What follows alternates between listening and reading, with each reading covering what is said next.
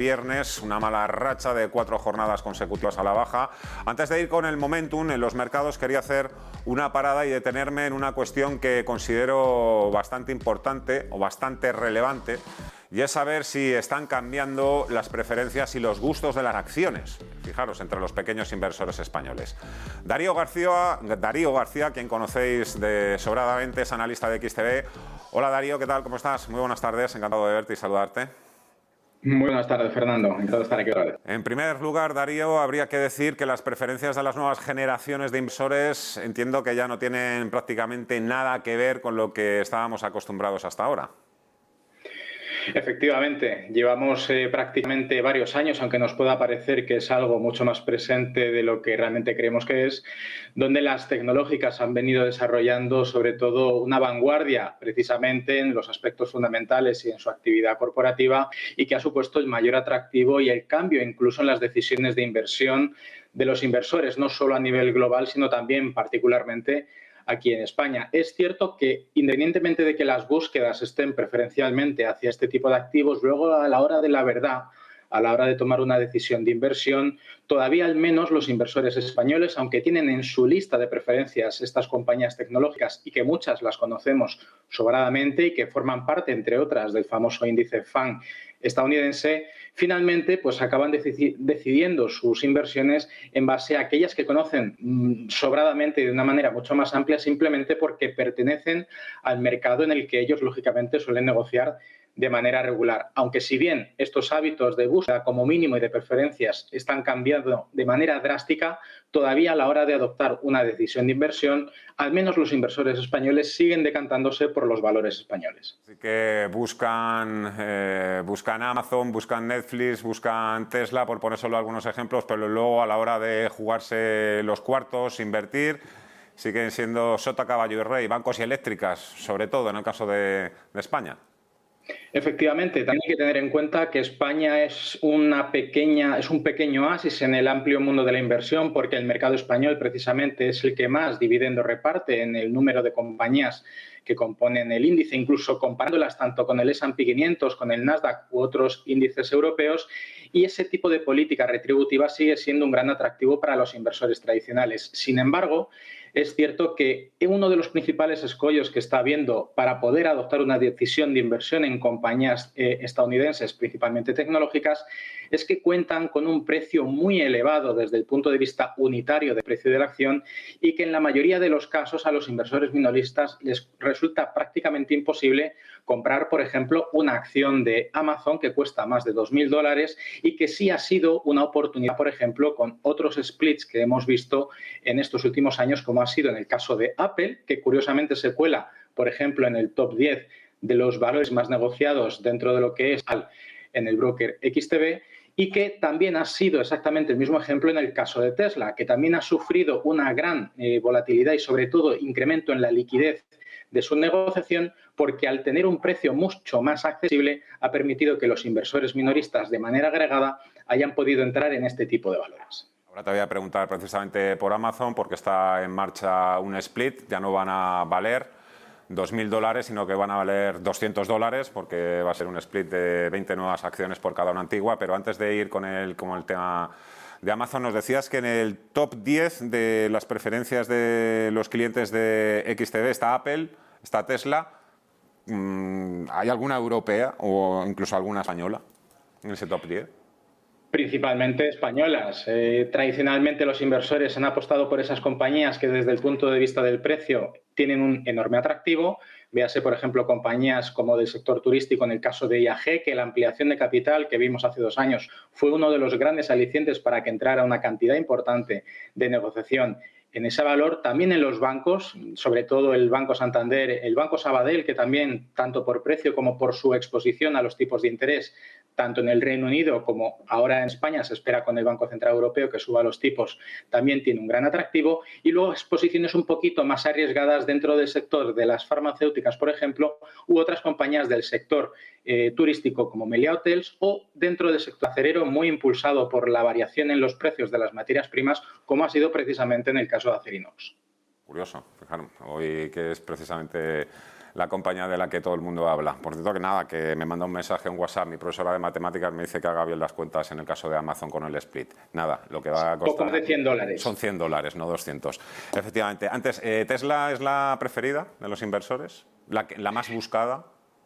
Es una de las preferidas por varios factores. Recordemos que esta compañía ya hizo un split de 4 o 5 veces a 1, por lo tanto hay que recordar que simplemente multiplicando el precio actual en torno a los $700 por 4 o por 5 veces podríamos ver cuánto de imposible sería comprar simplemente una acción de Tesla, pero sobre todo por su propio CEO y la actividad más reciente vinculada no solo al sector de la automoción y el gran desempeño que tienen las compañías de vehículos eléctricos, sino también por la actividad reciente de Elon Musk respecto a la adquisición y compra y exclusión de bolsa de Twitter, que recordemos que parte de la financiación de esa compra ha requerido que Elon Musk o bien haga una permuta de las acciones o haya hecho una pignoración de las acciones, y que muchas de las correcciones recientes se deben a que necesita esa liquidez precisamente para financiar la compra. Por lo tanto, ante una volatilidad y unas correcciones muy fuertes, tiene toda la lógica pensar que Tesla es y ha sido y probablemente será una de las acciones más favoritas no solo de los inversores españoles, sino también a nivel global. Ha habido splits en Tesla,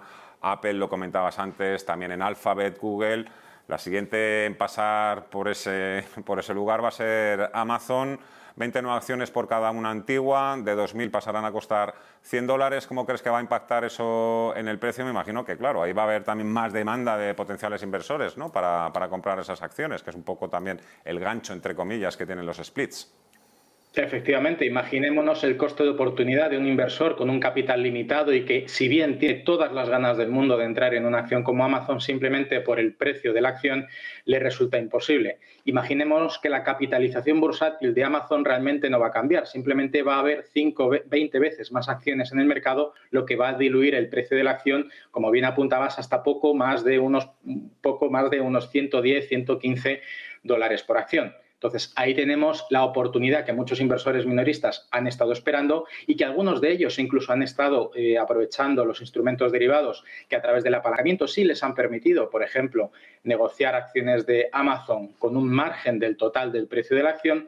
Pues ahora incluso no va a ser necesario ese tipo de negociación, porque a partir del próximo lunes aquellos que tenían un capital limitado van a poder entrar sin relativos problemas en probablemente una de las acciones más negociadas a nivel mundial y en una de las compañías con mayor exposición al contexto actual en el que nos encontramos.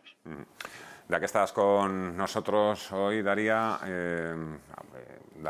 bueno, Amazon va a ejecutar este viernes split, pero quería preguntarte un poco también por sentimiento que hay en el mercado con los datos internos que vosotros manejáis en el broker. ¿Cuál es el sentimiento que predomina en estos momentos?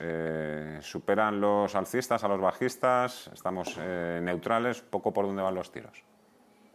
Pues como bien apuntabais antes de entrar, hay un sentimiento totalmente mixto, porque ambas direcciones del mercado, tanto los alcistas como los bajistas, tienen argumentos para defender su posicionamiento, pero también hay que tener en cuenta que los mercados históricamente intentan descontar los eventos futuros que tienen su efecto a través de esas políticas monetarias y de tipos de interés en la economía real. Si bien estamos viendo que de facto los tipos de interés están aumentando, sobre todo en los países vinculados al entorno anglosajón y aquellos países que han pertenecido a la Unión de la Commonwealth, como hemos visto en Reino Unido, en Canadá, en Oceanía, tanto en Australia como en Nueva Zelanda, ahora es el turno del Banco Central Europeo. Y si bien se van a subir los tipos de interés y ya estamos viendo su efecto, por ejemplo, en el sector bancario, en el incremento de los tipos de interés y en los diferenciales de algunos productos, como por ejemplo las hipotecas, a efectos reales de economía real todavía no estamos viendo ese impacto. Y recordemos que los bancos están intentando reducir la masa monetaria a nivel global para controlar la inflación y permitir que se alivien precisamente los efectos, no solo que estamos viendo de incremento en las materias primas, sino el proceso que ha llevado también y el impacto que ha tenido la guerra actual en Ucrania sobre los precios de las materias primas. Pues en este contexto general debemos considerar que los datos de empleo, por ejemplo, de Estados Unidos, que vimos ayer, el dato de ADP de empleo, fue menos de la mitad de lo que se esperaba. Fue un dato tremendamente negativo. Y sin embargo, Hoy se espera que la tasa de desempleo en Estados Unidos se reduzca a una décima hacia nuevos mínimos prácticamente históricos y que también los datos de las nóminas no agrícolas a las 2:30 de la tarde muestren una desaceleración. Para que nos entendamos, es como si hubiéramos llevado durante todos estos años un coche con el acelerador pisado a fondo y simplemente ahora el coche sigue moviéndose, pero sin pisar el acelerador. Sigue recorriendo kilómetros, que no es ni más ni menos que la creación de empleo a un ritmo mucho menor, y que al no estar pisando el acelerador seguimos viendo como esa tasa de desempleo que está tocando suelos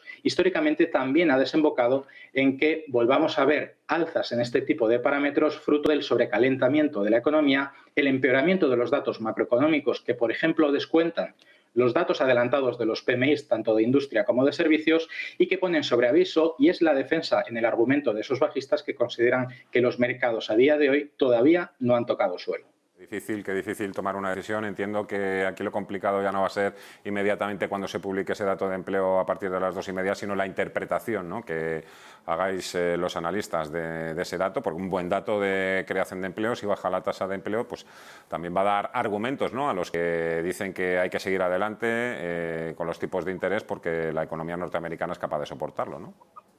Claro, al final, si traducimos que ese tipo de decisiones con estos datos de empleo lo que justifican efectivamente es que están teniendo su efecto, pues simplemente lo que van es a pisar el acelerador de las subidas de tipos de interés, sobrecalentando mucho más la presión sobre la economía real, reduciendo enormemente la capacidad y el poder adquisitivo de los consumidores, y que podría desembocar precisamente, entre otras cosas, en una destrucción de la demanda, algo que algunas casas de análisis, incluso grandes bancos de inversión, también han proyectado en sus expectativas para estos próximos años, precisamente porque el elevado coste de las materias primas y de los costes básicos en general hacen incapaz que muchos que han optado por ahorrar o incluso invertir parte de su salario para intentar mantener su poder adquisitivo deban recurrir precisamente a estos simplemente para cubrir los costes que se le han incrementado. Pues ya veis que hemos empezado hablando de las acciones preferidas por los españoles, los gustos, las preferencias, pero acabamos siempre hablando un poco de lo mismo, que es ahora mismo lo que está evidentemente el mercado. Darío García de XTB, un placer, muchísimas gracias, un fuerte abrazo y hasta otra. Adiós. El placer es mío. Hasta la próxima. 12:23 de la tarde, hacemos una breve pausa y continuamos con Momentum de la economía y los mercados y con Fernando Luque y con Guillermo Santos. Aprovecho que son asesores financieros también para preguntarles si corre peligro la inversión ESG. Ya saben, hasta ahora.